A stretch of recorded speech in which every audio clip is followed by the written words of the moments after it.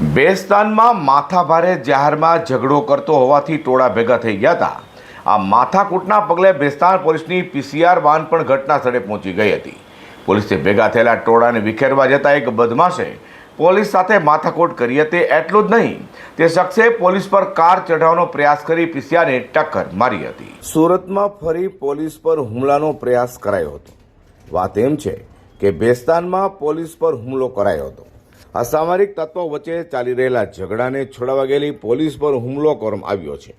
બેસ્તાન પોલીસની PCR van ઉન ખાતે આવેલા હયાતનગર પાસે ઝઘડો કરી રહેલા લોકોને વિખેરવા ગઈ. ત્યારે ઉન વિસ્તારનો ટપોરી યુનુસ ઉર્ફે ટેણી મુઝફ્ફર પઠાણે પોલીસની પીસીઆર વાનને ફિલ્મી સ્ટાઇલમાં સ્કોર્પિયો કારમાં ફૂલ સ્પીડે લાવી ટક્કર મારી હતી, જેને લઈને પોલીસની પીસીઆર વાન ફંગોળાઈ ગઈ હતી. અકસ્માત સમયે પીસીઆરમાં 3 પોલીસ કર્મચારીઓ પણ હતા.